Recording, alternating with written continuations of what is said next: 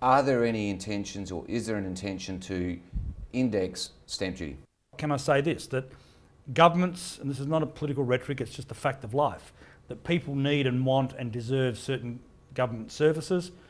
In many ways, we have an antiquated, inherited tax system of which a heavy reliance on property taxes around every state of Australia and nationally is a feature of our tax revenue that we have. Now, would we like to tax differently? Would we like to take some taxes off?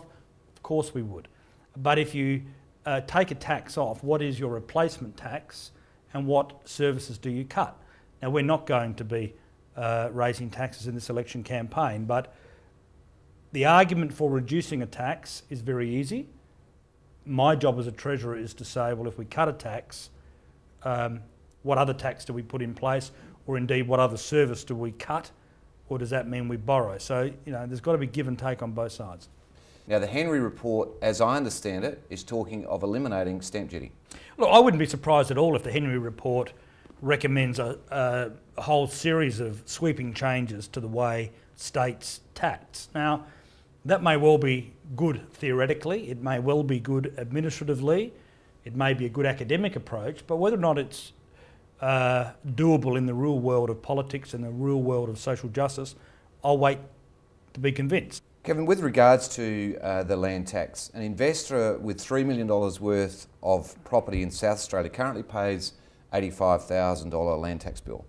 That same investor in the West pays $17,000 land tax. Now, you've made those welcome changes, which we're very appreciative of, so let's make sure that everyone's aware of that. But how else, apart from the indexing and those changes, will there be any relief for the top end of town, for the Harry Perks of this world, the people that own a lot of commercial property? Look, I'm not proposing to extend land tax cuts any further than what they are. The vast bulk of recipients of the benefit that we've provided are the one property owners, the two property owners, perhaps a third property owner in the lower value marketplace. That is in excess of 50% of the current land tax payers in the state. Commercial property owners have other mechanisms by which to acquit the land tax bill.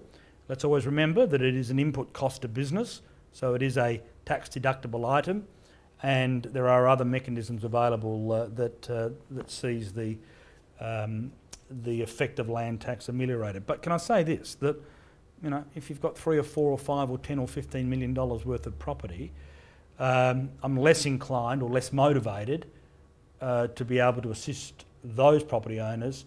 My priority has been mums and dads and the ordinary investors who want to have a first or second home investment. That's where the relief should be targeted, and I'm pleased that we've done it. Your Sydney investment properties, do you pay land tax on those? No, it's under the threshold. Right. Glen Sydney is a much more expensive property, and it has higher benchmarks and higher thresholds in South Australia. Is the reason that you have investments in other states because of the land tax here? No, that allegation has been put forward by my political opponents on a number of times. The very, very first investment property my former wife and I ever purchased happened to be in Sydney.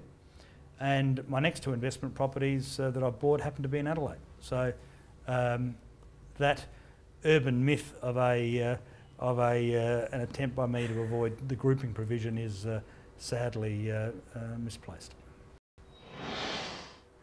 Well, leading up to the election, Arabella, there's a fair bit of politics happening, and we're really going hard on the land tax thing. Do you follow that much? I generally try to leave the politics to the politicians and those who are interested, and I just sell houses. So, you know, it's too heavy for me, I think. Keep it simple. Yeah. Stick to the horses. Stick to what I'm good at. Yeah, good stuff. And now let's go and have a look at some really great properties. Let's go behind the blinds.